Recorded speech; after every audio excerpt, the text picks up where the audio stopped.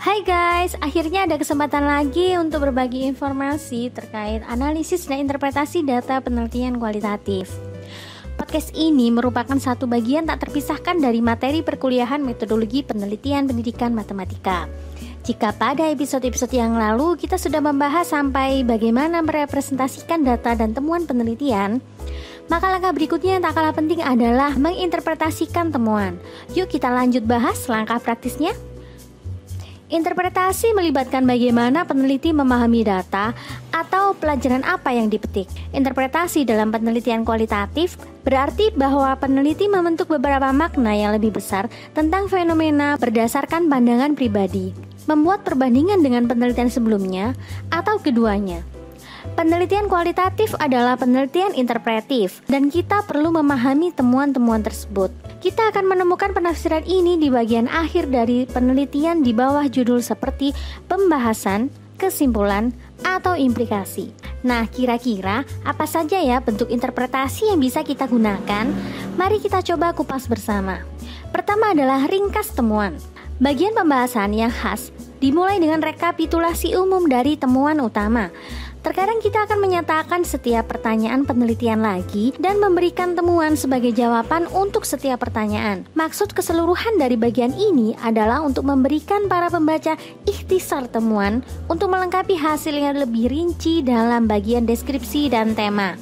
Kedua adalah sampaikan refleksi pribadi. Karena peneliti kualitatif percaya bahwa pandangan pribadi kita tidak pernah dapat dipisahkan dari interpretasi dan refleksi pribadi tentang makna dari data penelitian.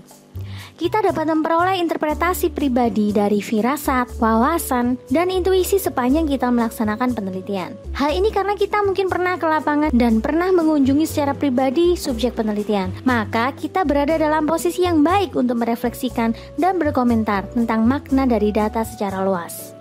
Yang ketiga adalah buat perbandingan dengan literatur atau referensi. Interpretasi juga dapat berisi referensi dari literatur dan juga penelitian sebelumnya. Mirip dengan penelitian kuantitatif, kita sebagai peneliti kualitatif dapat menginterpretasikan data dengan penelitian yang baru-baru ini dilakukan. Hal ini menunjukkan bagaimana temuan dapat mendukung atau bertentangan dengan penelitian sebelumnya atau keduanya. Yang keempat adalah batasan penelitian. Peneliti kualitatif dapat mengungkapkan keterbatasan atau kelemahan penelitian. Keterbatasan ini meliputi pengumpulan data, pertanyaan yang tidak dijawab oleh peserta atau subjek, serta pemilihan sampel individu atau lokasi yang lebih baik untuk penelitian tersebut. Yang kelima adalah rekomendasi atau saran untuk penelitian berikutnya. Dari keterbatasan penelitian, peneliti dapat menyarankan beberapa implikasi untuk penelitian di masa depan. Implikasi ini dapat mencakup penggunaan temuan untuk praktik di lapangan, misalnya terkait ruang kelas, sekolah, atau dengan orang-orang tertentu seperti orang dewasa atau remaja.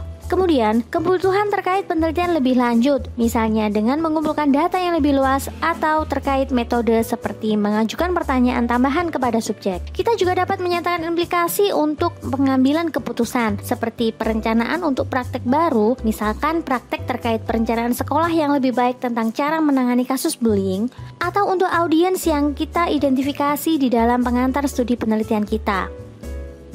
Nah, sudah punya gambaran kan bagaimana membuat interpretasi untuk temuan penelitian kualitatif kamu? Jika ada pertanyaan, silahkan disampaikan di kolom komentar ya. Sampai jumpa di episode berikutnya terkait bagaimana memvalidasi keakuratan temuan. Stay tune di channel ini ya. Bye!